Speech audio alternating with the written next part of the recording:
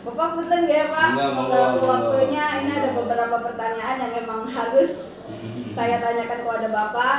Mungkin next time-nya harus saya jadikan pembelajaran ke depannya Pak. Insyaallah. Bapak, bagaimana nih Pak biasanya Bapak mengenali situasi yang dianggap sebagai dilema etika atau bujukan moral dalam konteks di sekolah Bapak nih, khususnya SMA Negeri 61 Pak? Ya, alhamdulillah ya. Selama ini di sekolah kita 61 punya akhlak dan moral baik, terutama dengan rekan-rekannya, kemudian dengan guru-gurunya. Kenapa saya bilang baik? Ketika kita ketemu sama beliau atau mungkin kita baru sampai ke sekolah, mereka selalu menyalami kita, menyalami, jemput kita. Artinya etika, tata krama, sopan santun ditanamkan oleh mereka. Ini mungkin hasil jeripaya dari rekan-rekan kita, guru semua ya, yang ada di SMP 61, yang memberikan motivasi akhlak moral yang paling utama selain daripada mungkin akademisnya. Nah, Bapak bisa nggak ceritakan nih bagaimana Bapak biasanya mengambil keputusan ketika dihadapkan pada kasus di mana ada dua kepentingan yang sama-sama benar dan sama-sama mengandung nilai kebajikan, Pak? Gimana tuh, Pak? Ketika ada dua kasus yang terkait dengan anak didik kita ya, terutama karena objeknya anak didik gitu ya. Kalau anak memang terus aja, apalagi seusia SMP itu baru menginjak balik ya, akhir balik, dan selalu punya sifat ingin tahu segala sesuatu yang dilihat, dirasakan, itu selalu ingin mencoba apa sih, bagaimana sih ya, seperti apa sih, itu sifat yang ada di dalam dirinya. Nah, kalau dapat masukan yang hal-hal yang kurang baik, itu juga mereka akan cepat merasuk ke dalam dirinya. Ketika juga mendapat masukan yang baik, mereka juga akan berusaha untuk baik. Nah, bagaimana kita menanggapi atau mengatasi ketika anak ini ada dua dilematis seperti tadi yang dikatakan Islis? Sama-sama benar dan sama-sama mengandung nilai kebajikan, Pak. Nah, sama-sama benar dan mengandung kebajikan. Nah, kita dasari tadi sifat ingin tahu itu ya. Dan keduanya, kita mengambil sikap jangan menjustis anak, apalagi terkait dengan kebaikan ya, terkait dengan kita mungkin berlebihan dan lain sebagainya. Sehingga kalau kita mengambil sikap yang baik, maka insya Allah anak itu akan baik ya, berbuat kebajikan terhadap apa yang dia rasakan pada saat itu ya. Kenapa seperti itu?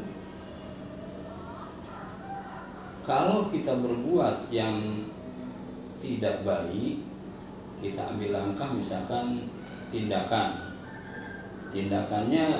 seperti apa ya, pada dasarnya kita ngambil tindakan jangan dengan menggunakan emosional ya, jangan menggunakan kekerasan, walaupun mungkin prinsipnya mereka kurang enak, kurang baik, tapi tetap melalui pendekatan hati, melalui pendekatan perasaan, sehingga mereka nggak merasa dihakimi oleh kita dan nggak merasa ketekan sikap dan mentalnya. Oleh karena itu, dalam sikap kebajikan ini, apalagi berbuat baik, kita support anak ya, kita dukung sampai mereka betul-betul merasakan apa yang dilakukan oleh mereka. Oke, siap. Nah, Bapak, apakah ada nih langkah-langkah atau prosedur khusus yang Bapak lakukan dalam mengambil keputusan D5 etika tersebut? Terus biasanya bagaimana prosesnya, Pak? Ada nggak langkah-langkah khususnya, Pak? Ya, di antaranya tadi begini. Tadi saya bilang kita mengedepankan sikap moral etika. Sikap moral etika ini maksudnya ya, kita tadi nggak boleh melakukan tindakan yang kurang menyenangkan buat anak. Jadi kita mengambil langkah bagaimana caranya anak ini menjadi senang, enak, diajak bicaranya, diambil langkah untuk melakukan tindakan, kalaupun mereka maaf tindakannya mungkin kurang bagus menurut kita ya, tetap kita kedepankan perasaan hati kita dengan bahasa tubuh kita ya, jangan dengan menggunakan bahasa kata-kata yang mungkin kurang menunjukkan etika buat mereka ya. Nah, ini dikedepankan itu.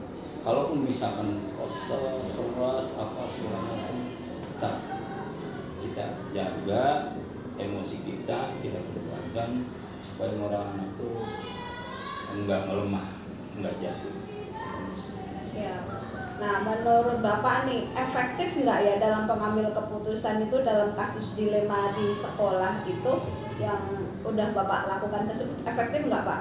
Terus pendekatan apa yang Bapak temukan biar itu berhasil? Yang tadi Pak kasih jawaban. Ya. Efektif nggak? Menurut saya efektif. Kenapa? Kalau melalui perasaan, ya bahasa tubuh gitu ya, itu mereka akan puas. Kenapa? Karena mereka nggak dijolimi, nggak dilakukan di pengerasan, dikerasan dengan fisik, itu merasa puas. Puas kenapa? Kita bicara pakai hati, mereka juga punya hati. Dari hati ke hati, maka akan nyambung, gitu, akan kena. Kalau dengan dengan kekerasan atau fisik, ucapan, apalagi dengan fisik, ini mereka akan melawan, akan merontak. Ya. Nah, ibaratnya begini, api dibalas dengan api, panas, akan tambah panas.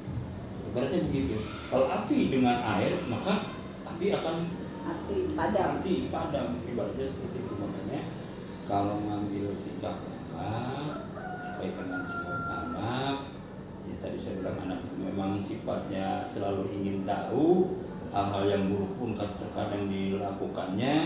Nah ini makanya dengan cara lembut, halus, ucapan kita ya, sehingga mereka akan lebih puas dan lebih paham dan mengerti. Insya Allah mereka nanti sadar dengan sendirinya. Nah sekarang Pak, apa ya Pak yang menjadi tantangan utama dalam mengambil keputusan ketika dihadapkan pada dilema etika dan bagaimana tuh mengatasi tantangan tersebut, Pak? Betul ya, memang terkadang dalam kita mengambil sikap langkah terkait dengan etika, apalagi generasi sekarang kita tahu dengan makin semangatnya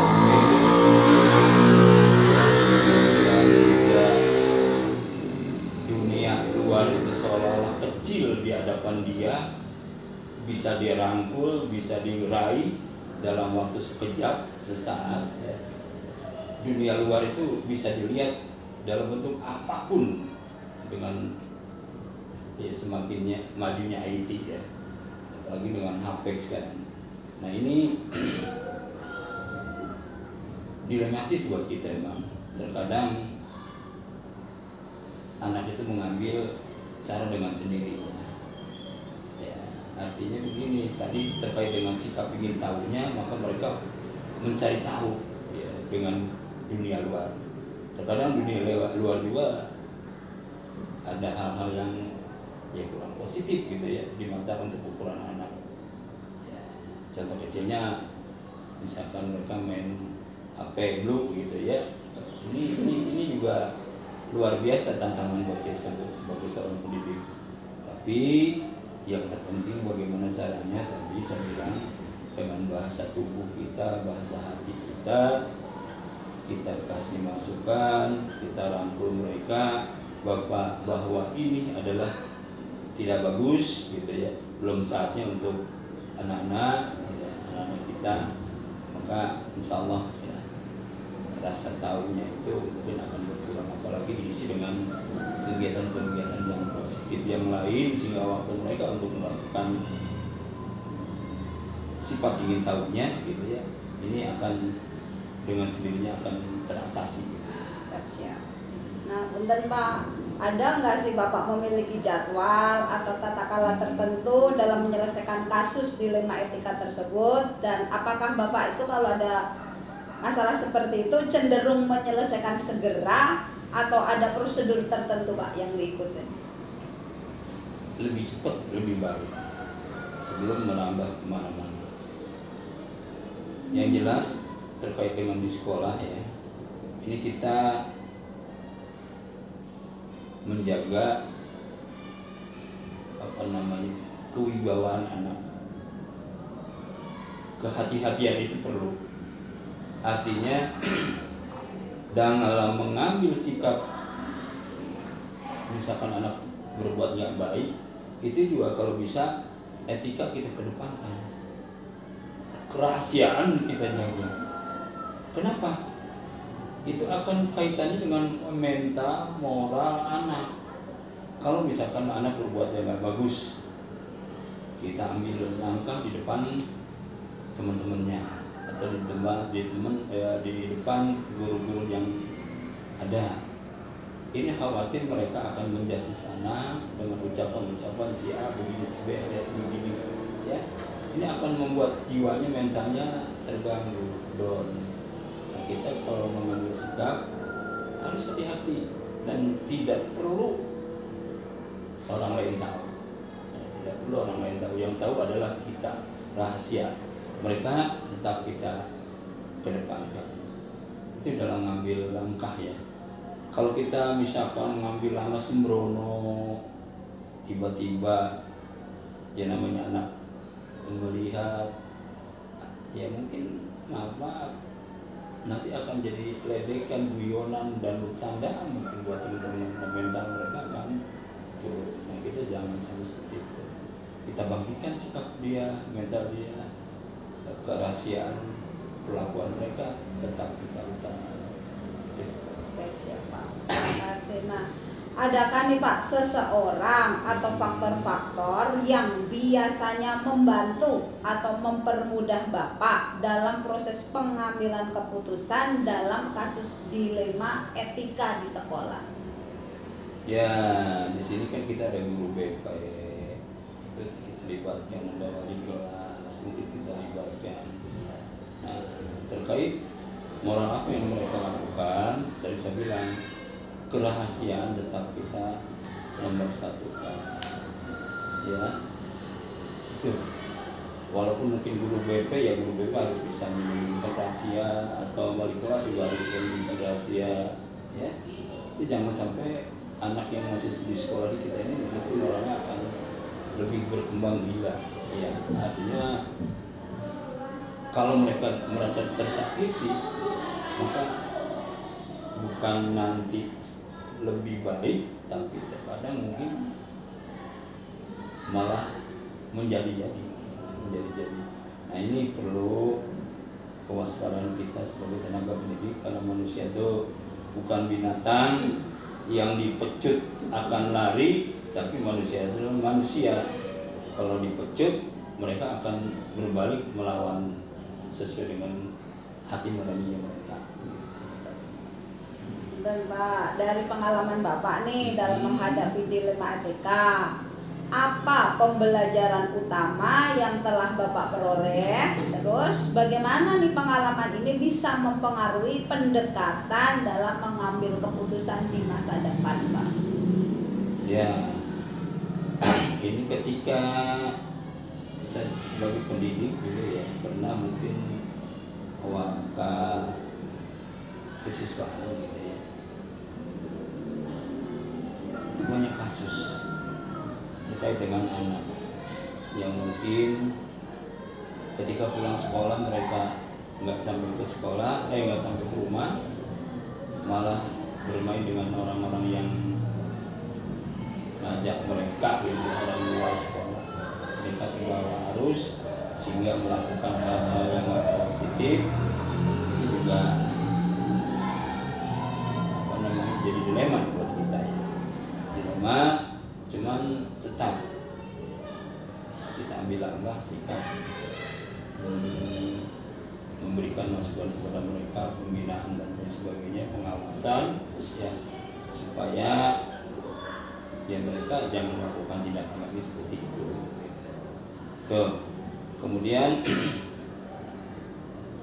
kita kasih masukan buat mereka sehingga apa yang dilakukan oleh mereka itu nggak bagus buat dirinya dan nggak bagus juga buat orang banyak, buat orang tua juga.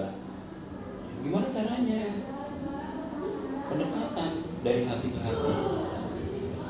Kita kontrol mereka keberadaannya ketika di sekolah seperti apa, ada nggak di sekolah, kemudian setelah pulang seperti apa, pulangnya ke rumah atau kemana, konsultasi dengan orang tua, ya, terus kita pantau, kita lakukan pembinaan, pengawasan terus dilakukan oleh kita, ya, terutama guru-guru yang terkait dengan etika dan moral anak kita. Ya, itu misalkan guru BP, wali kelas itu punya tanggung jawab yang luar biasa. Bisa bagaimana anak ini bisa berbuat baik. Karena dasarnya manusia itu ketika lahir mereka bersih putih. Tapi ketika sudah terlahir di bumi, ini banyak yang menghiasi si kertas putih itu. Ya, mau dibentuk hitam-hitam, dibentuk merah-merah, dibentuk hijau-hijau, tergantung kadang-kadang mungkin posisi mereka di mana ada, banyak faktor yang menyebabkan seperti itu. Tapi kalaupun mereka pada dasarnya mereka ya anak-anak itu nggak ada yang mau sebenarnya berbuat baik, dan juga nggak ada anak yang bodoh. Itu tadi sifat keingintahuan mereka lah yang membuat mereka seperti itu. Nah kalau kita arahkan, kita bimbing, kita luruskan, insya Allah hasilnya akan baik. Terima kasih ya Pak buat interview hari ini. Benar-benar luar biasa jawaban Bapak dan sangat menginspirasi. Semoga saya kedepannya setiap mengambil keputusan bisa ngikutin cara-cara Bapak, metode Bapak yang benar-benar nunjukin hasil yang terbaik yang sudah Bapak pernah lakukan. Terima kasih ya Pak, semoga bermanfaat. Demikianlah guru-guru hebat seluruh Indonesia, wawancara saya dengan Bapak Kepala Sekolah saya yaitu Bapak Aji Tuna. Semoga bermanfaat dan hasilnya memuaskan. Salam guru penggerak, tergerak, bergerak, dan menggerakkan. Terima kasih Bapak. Yo, sama-sama. Buat Bu Lastri, terima kasih sudah menjadi guru penggerak ya. Insya Allah hasil yang selama ini mungkin didapat dalam melakukan kegiatan-kegiatan tersebut ya, ini banyak manfaatnya, banyak ilmu yang didapat, bukan cuma untuk dirinya sendiri tapi buat teman-teman dan guru-guru dan anak-anak didik kita juga ya. Saya harap kembangkan apa yang sudah didapat, insya Allah ya ini akan menjadi keberkahan buat kita. Terima kasih.